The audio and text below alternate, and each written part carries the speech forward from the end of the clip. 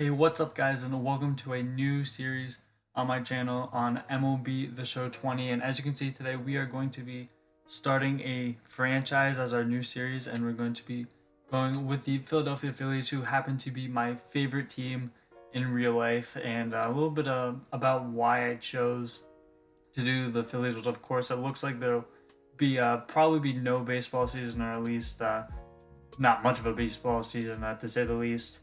And I chose to do them because obviously I'm missing the season a lot, and kind of chose to do them to fill the void. And now this franchise is going to be a lot different than most franchises you see on YouTube, because this franchise is going to be a realistic franchise, not like all the one episode rebuild franchises that you might see, or a lot of the franchises here on YouTube, as most of the franchise community doesn't really know anything about baseball at all. You can tell that they haven't watched baseball in forever, or if they do, they've only watched maybe a few star players and trade and get all of them on their team and do it that way. But in this series, this is not how that's going to go. So if you're looking for a realistic franchise, you'll come to the right place. So first of all, let's go ahead and get into our roster in this intro of our franchise. And I did mention it's going to be a realistic franchise. So in that sense, we are going to start opening day as if it would have happened in real life. So with that said, we are going to move David Robertson to the minor leagues, as he was probably not going to play at all this season in real life because of getting surgery. And Sir Anthony Dominguez is another guy who was not projected to start the year because of a pre-existing arm injury. But it looks like, at least I've read recently, that he's considering getting surgery, which of course would put him out for most of the season, if not all. So both of these guys, for realism's sake, are not going to be playing pretty much at all in this franchise, at least for this season, and probably not at all for Robertson, because I doubt we'd pick up his team option, which is what he has for next year. So with that said, we're going to go ahead and add Pivetta and Velasquez to the bullpen, who probably would have both been there in real life anyway. And then another move we're also going to make is we are going to send Andrew McCutchen to the minors as well, because he was not supposed to start opening day, as he was, of course, coming back from his ACL tear, which he suffered last season. So he was not going to be ready for opening day.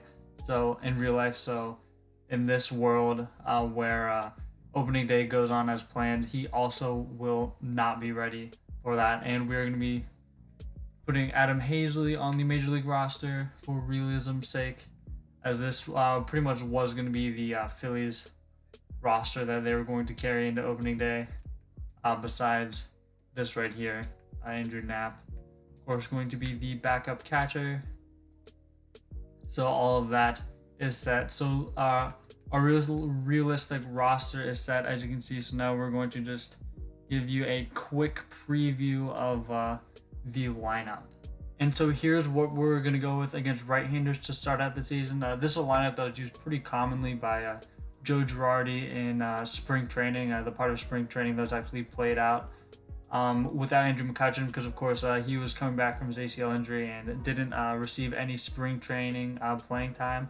So he commonly led Remuto off. Obviously, he isn't the ideal guy to have lead off, as he does have good speed, but he doesn't really have any good discipline at the plate. He's not an on-base guy, which is of course what we want at the top of our lineup. But we are going to be rolling with this until McCutchen gets back, for the sake of realism.